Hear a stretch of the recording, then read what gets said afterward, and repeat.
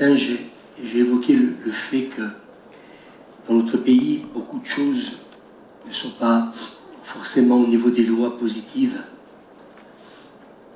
Moi, ce que j'aimerais, c'est que l'Église change de langage parce que nos gouvernants nous écoutent parler d'eux.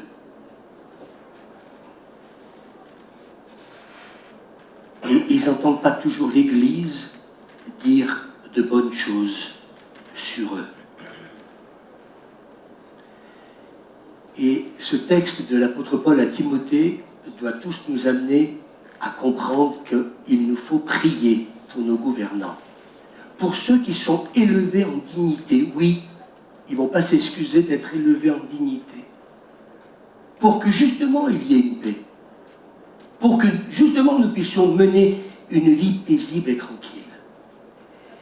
Et quand cet été, on m'a parlé que certains, eh bien oui, étaient déçus, n'étaient pas contents qu'une certaine loi ait été passée. Sur le moment, j'ai failli réagir comme eux, et puis le Seigneur m'a dit, non, pas toi. Parce que je ne te demande pas de juger.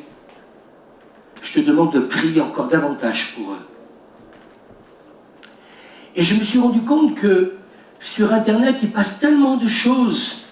Vous croyez que nos gouvernants ne savent pas lire? Ils savent très très bien ce que les gens pensent. Et le Seigneur m'a dit, à chacun son appel. Et je pense que par la grâce de Dieu, il y a des hommes et des femmes qui sont auprès de nos gouvernants et qui témoignent tous les jours. Et plutôt que de laisser le découragement dire je suis déçu parce que telle loi a passé, eh bien priez pour ceux qui justement sont aux côtés de nos gouvernants. Parce qu'il y en a des pasteurs qui ont reçu un appel pour être auprès de ces gouvernants et prier et leur rappeler qu'il y a peut-être des limites à ne pas franchir, mais sans être dans le jugement. Quand j'étais ténèbres, quand j'étais pas enfant de Dieu, je commettais l'iniquité comme les autres et j'en étais pas conscient. Pourquoi voudriez-vous qu'il le soit plus que vous? Est-ce que vous me suivez?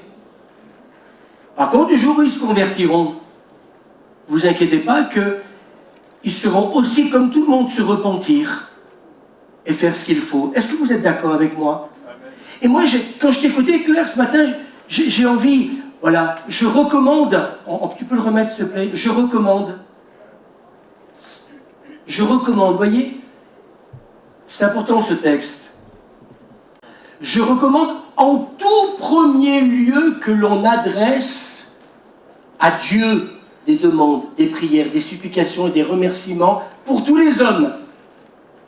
Que l'on prie pour les rois et pour tous ceux qui sont au pouvoir, afin que nous puissions mener à l'abri de toute violence et dans la paix une vie qui exprime dans tous ses aspects notre attachement à Dieu et qui commande le respect. Et puis on va remettre le texte d'Ésaïe 60 et en revenant de vacances, je me suis dit, mais qu'est-ce que tu déclares avec ta bouche?